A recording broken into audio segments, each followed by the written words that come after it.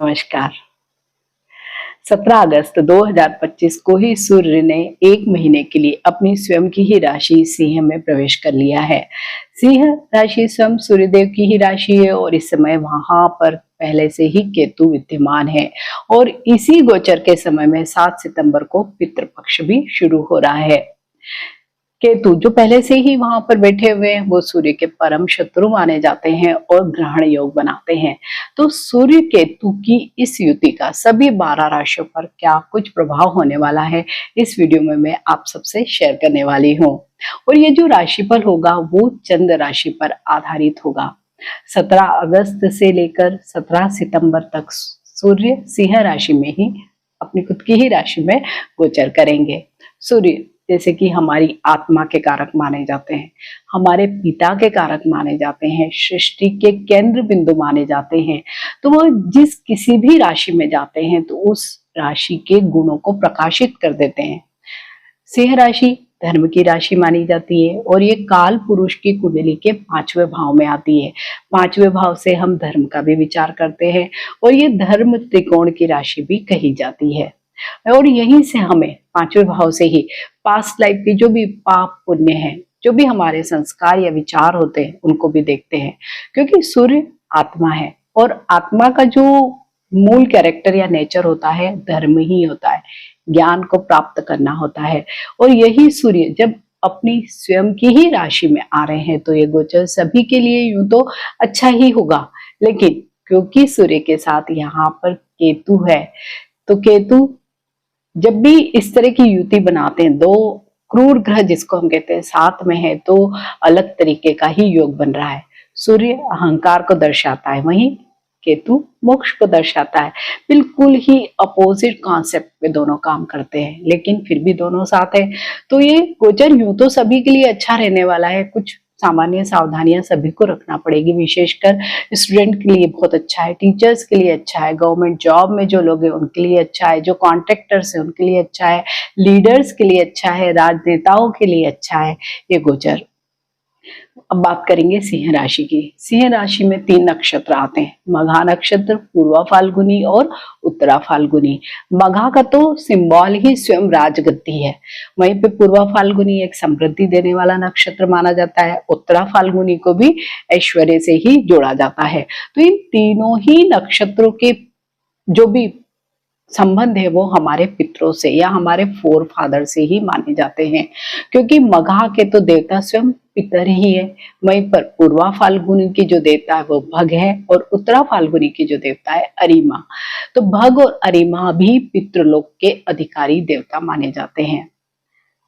सूर्य हर वर्ष जब सिंह राशि या कन्या राशि में आते हैं तब पितृपक्ष आता है और इस वर्ष भी 7 सितंबर से ही पितृपक्ष आ रहा है। तो 7 सितंबर से ही, क्योंकि तीनों ही नक्षत्र पितरों के नक्षत्र माने जाते हैं, तो पितृ ऋण चुकाने का ही एक समय है। हमारे पास लाइफ के कर्मास है उनको भी चुकाने का यह बहुत ही अच्छा समय होगा। पितृ ऋण को चुकाने का एक अच्छा समय होगा।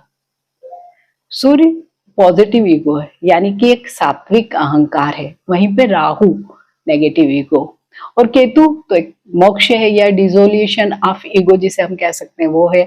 तो और सूर्य और केतु का ये जो योग है उन लोगों के लिए ज्यादा प्रॉब्लम क्रिएट कर रहा है या करेगा अभी इस एक महीने में, जो धर्म से जुड़े हुए नहीं है, स्पिरिचुअलिटी से जुड़े हुए नहीं है, बिल्कुल भी उनकी कोई कनेक्शन नहीं है इन सब चीजों से। तो इस तरीके की जिन लोगों को इनमें इंटरेस्ट नहीं होता तो उनको प्रॉब्लम्स आ सकते हैं। वहीं पे 7 सितंबर को चंद्र ग्रहण भी हो रहा है तो सभी को सावधानी भी रखनी पड़ेगी। और कुंभ राशि में चंद्र ग्रहण हो रहा है जो सूर्य के ठीक अपोजिट, तो इसका प्रभाव भी सूर्य पर आएगा। वहीं पे 22 सितंबर को तो स्वयं सूर्य ग्रहण ही होगा। तो बहुत सारी चीजें प्रभावित होने वाली है इस एक महीने में। और इस योग से सबसे ज्यादा प्रभावित कौन लोग होंगे? जो बहुत इगोइस्टिक हैं, जिन्हें बहुत ही ज्यादा अहंकार या घमंड है, तो उनके स्टेटस पर प्रभाव आ सकता है। विशेषकर जो भी किसी उच्च पद पर है, समाज के, सोसाइटी के, राजनीति के क्षेत्र में, देश के किसी बड़े स्तर पर है, तो उनको परेशानियां आ सकती है। उनकी इमेज में कोई ना कोई लॉस हो सकता है, ईगो का टकराव हो सकता है। वहीं पर जो भी काम करने वाले लोग, जो कामकाजी लोग हैं, तो उनको वर्क प्लेस पर अपने सीनियर्स के साथ कुछ न कुछ बैलेंस बनाना पड़ेगा, क्योंकि उनके साथ उनके विवाद हो सकते हैं। और वहीं पे केतु साथ है, तो केतु क्या करता है, डायरेक्शन लेस कर सकता है, डिलेमास देता है, कंफ्यूजन देता है। तो जब दो अलग अलग प्रकृति के ग्रह एक साथ होंगे तो ये सारी चीजें सभी लोग इस वर्ष इस महीने में महसूस करेंगे। जब सूर्य सिंह राशि में गोचर कर रहे हैं और केतु के साथ हैं, तो कुछ और ग्रहों का संबंध भी हो रहा है। कुछ अन्य ग्रह भी बहुत अच्छे योग बना रहे हैं, जो बहुत ही महत्वपूर्ण योग हैं। 30 अगस्त से लेकर 15 सितंबर तक बुध भी सूर्य के साथ होंगे, तो वो बुधादित्य राजयोग बना रहे हैं। वहीं पर मल्लिका नाम का योग भी बन रहा है। यह गुरु मिथुन राशि में स्थित है, शुक्र कर्क राशि में है, सूर्य सिंह राशि में और मंगल कन्या राशि में। तो ये चारों ग्रह मिलकर एक माला की तरह बन गए हैं, इसलिए इसे मल्लिका योग या मालिका योग कहा जाता है। ये बहुत ही शुभ योग माना गया है। इसके साथ एक अन्य योग भी बहुत अच्छा बन रहा है, जिसे उभयचरी योग कहते हैं। वो कैसे बन रहा है, जब सूर्य से अगली और पिछली दोनों राशि में कोई ग्रह बैठे हो तो उन ग्रहों को भी सूर्य से बल मिलता है। तो सूर्य से पिछली वाली जो राशि है कर्क राशि, वहां पर शुक्र है, और अगली राशि कन्या राशि, वहां पर मंगल बैठे हैं। तो इसलिए उभयचरी ग्रह योग भी बन रहा है। तो बहुत सारे अच्छे योग इस समय बन रहे हैं। तो भले ये युति अच्छी नहीं है, लेकिन फिर भी अच्छे रिजल्ट्स मिलेंगे। सभी 12 राशियों पर कुछ न कुछ तो अलग प्रभाव अवश्य ही मिलने वाला है। तो इसके साथ ही आप अपनी जन्म पत्रिका में सूर्य की स्थिति को भी देखिए, केतु की स्थिति को भी देखिए, और वीडियो के अंत में मैं जो आपसे उपाय शेयर करूंगी उन उपायों को आप अवश्य करें। मेष राशि, मेष राशि पर सूर्य और केतु की इस युति का क्या प्रभाव पड़ने वाला है, यह चंद्र राशि पर आधारित है। सूर्य मेष राशि के 5वें घर के स्वामी है। 5वें घर से हम विद्या, बुद्धि, संतान, नेम, फेम, धर्म का विचार करते हैं, और वहीं पर अभी सूर्य जा रहे हैं।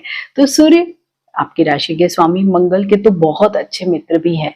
तो ऐसे में उनका ये जो गोचर है मेष राशि वाले सभी लोगों के लिए बहुत अच्छा रहने वाला है। उनके स्टेटस में बढ़ोतरी लेकर आने वाला है। संतान की तरफ से कोई बहुत शुभ सूचना आपको मिल सकती है, विशेषकर उन लोगों को जो संतान प्राप्ति के लिए प्रयास कर रहे थे। वहीं पे मेष राशि के जो भी स्टूडेंट्स हैं उनके लिए भी समय बहुत अच्छा रहने वाला है, और विशेषकर उन स्टूडेंट्स के लिए जो कोई सरकारी नौकरी के लिए तैयारी कर रहे हैं, तो उनके लिए तो एक बहुत ही अच्छा समय है, क्योंकि सूर्य विद्या और बुद्धि के दाता है, और 5वें घर में सूर्य का गोचर अच्छा माना जाता है। लेकिन इसके साथ ही लव रिलेशनशिप यानी कि जो भी प्रेम संबंध के मामले हैं, वहां पर मेष राशि वाले सभी लोगों को थोड़ी सी निराशा हो सकती है, क्योंकि यहाँ पर सूर्य आपको ईगो या अहंकार दे सकता है, और उसकी वजह से कुछ प्रॉब्लम्स आ सकते हैं। वहीं पे साथ में है केतु भी। केतु क्या देते हैं, डिटेचमेंट या आइसोलेशन का भाव आपको दे सकते हैं।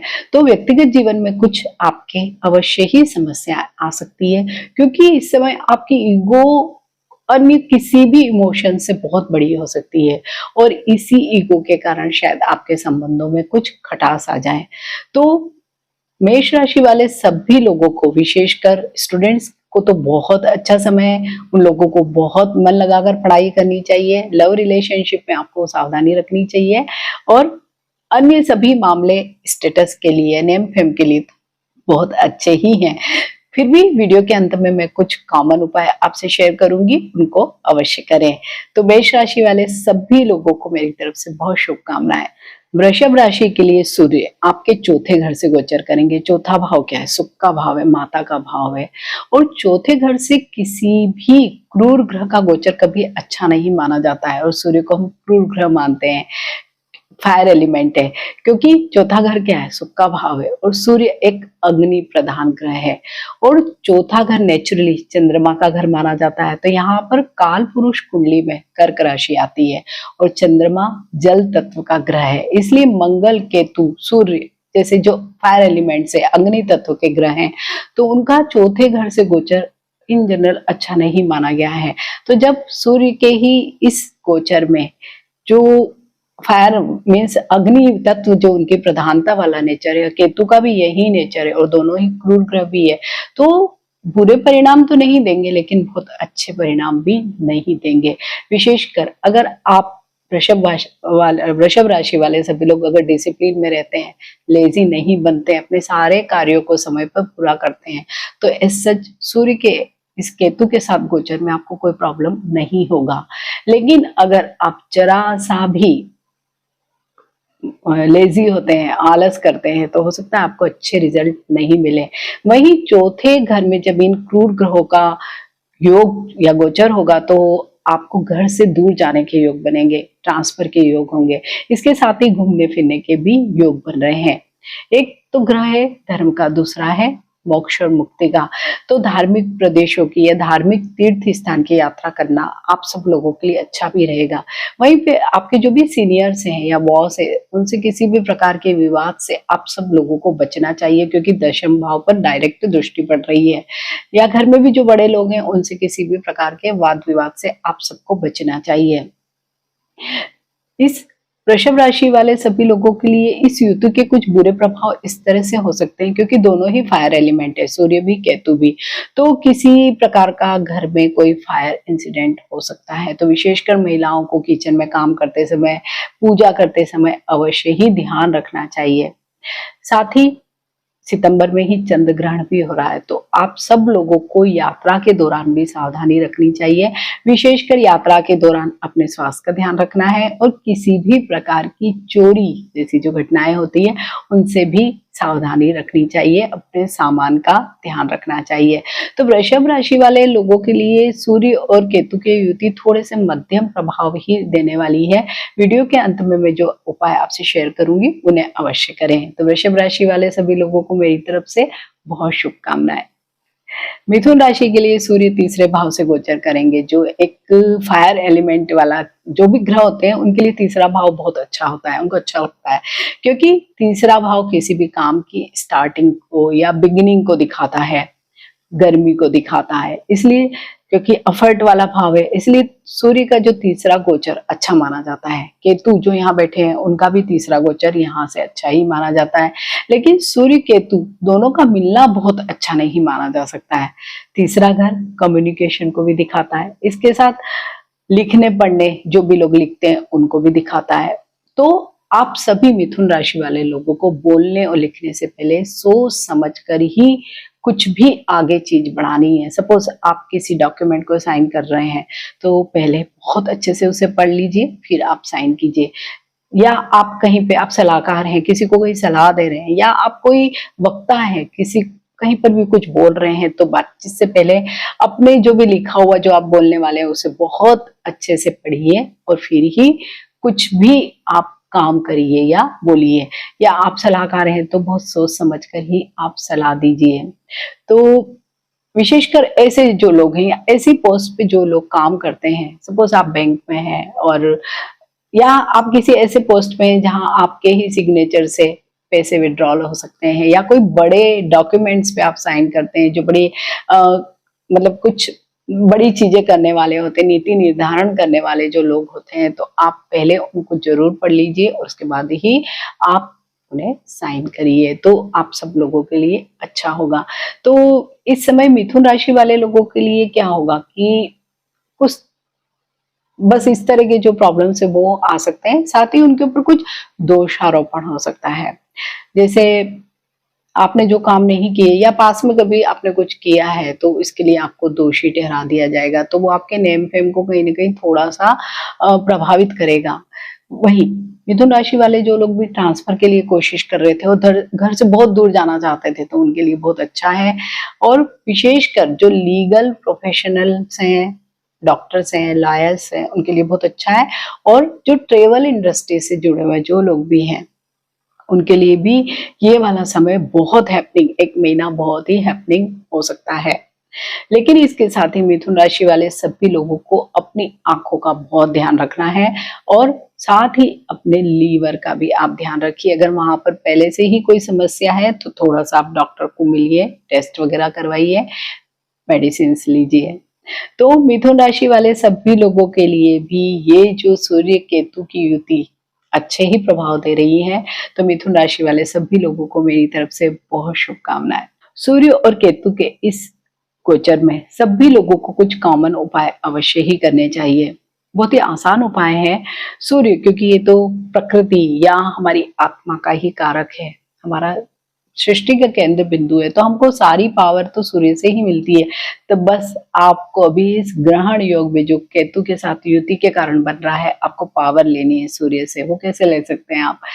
सवेरे जल्दी उठिए, सूर्य को जल चढ़ाइए, तो बहुत जल्दी आप अपने आप को बहुत एनर्जेटिक फील करेंगे। और केतु क्योंकि हमें डिटेच्ड करता है, थोड़ा सा आइसोलेटेड करता है या लो फील करवाता है, तो वो सारी आपकी भावनाएं कम हो जाएगी और आप एक्टिव फील करेंगे केवल एक इसी उपाय से। इसके साथ ही आप आदित्य हृदय स्तोत्र को अगर पढ़ नहीं सकते हैं तो आप उसे सुनिए। यूट्यूब पे कई वीडियोस आपको मिल जाएंगे, उसको अवश्य ही सवेरे सुनिए, तो आपका पूरा दिन बहुत ही ऊर्जा से भरा हुआ रहेगा। इसके साथ ही आप लोगों को केतु के उपाय भी अवश्य करने चाहिए। केतु के उपाय बहुत ही आसान होते हैं, क्योंकि केतु के जो भगवान हैं वो हैं स्वयं गणेश जी। तो गणेश जी के बीज मंत्र का आप जाप कर सकते हैं। ओम गम गणपते नमः का मानसिक जाप कर सकते हैं। उनके आप दर्शन कर सकते हैं, और बुधवार के दिन आप उनके मंदिर में जाकर केले या बूंदी के लड्डू या बेसन के लड्डू चढ़ा सकते हैं। साथ ही इस समय में बस एक काम और करिए, क्योंकि इसी समय में, इसी गोचर के समय में 7 तारीख से 7 सितंबर से ही पितृपक्ष भी प्रारंभ हो रहा है, और सूर्य के जो तीनों नक्षत्र है वो पितरों के ही नक्षत्र हैं। तो आपको क्या करना है? अपने पितरों को अवश्य याद करना है। उनकी जो भी तिथियां आपको याद है उन पे उनका श्राद्ध करना है, या आप जो भी उनके निमित्त जो भी बन सकता है उसको जरूर करिए। तो आप देखेंगे कि जब आपके पितृ खुश हो जाएंगे तो आपके जीवन की कई समस्याएं तो यूं ही सॉल्व हो जाएगी। आपको उसके लिए अलग से कोई रेमेडीज करने की भी जरूरत नहीं पड़ेगी। तो सूर्य और केतु की ये युति 1 महीने का ही समय है, लेकिन बहुत ही ज्यादा हैपनिंग टाइम जिसे हम कहते हैं वही है। तो आप सबके लिए अच्छा रहे, इन उपायों को आप अवश्य करें। अगर वीडियो अच्छा लगता है तो इसे लाइक कीजिए, शेयर कीजिए, मेरे इस चैनल को सब्सक्राइब कीजिए। मिलते हैं एक नए वीडियो में। टिल देन, नमस्कार।